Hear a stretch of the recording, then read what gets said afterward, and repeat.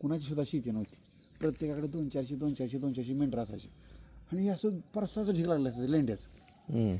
मग ते यायचा, प्रत्येकाला पैसे द्यायचे आणि ते सगळं लेंड्याचं ढीक खरेदी करून करायचं. आणि दिवाळी सण झाला ना 8-15 दिवसांची सगळी लोकं निघून जाते. सगळी लोकं निघून गेली का ती माणसं लॉऱ्या बिऱ्या आणून ती भरून लुटून जाडून सगळं भरून घेऊन जायचं. तर ती एकदा काय झालं, 2-3 वर्ष आला, पण एका वर्षी काय झालं, ती पैसे द्यायला दिवशी निघाला तो खोऱ्यावाड्याकडं.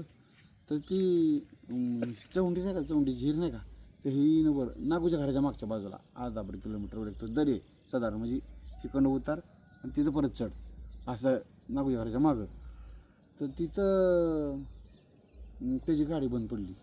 गाडी कसली होती त्या काळात, त्याची गाडी माहीत आहे, महिंद्रा कंपनीचं इंजिन, पण त्या इंजिनला सेमी एस टी बनवलेलं मॉडेल असं छोटी एस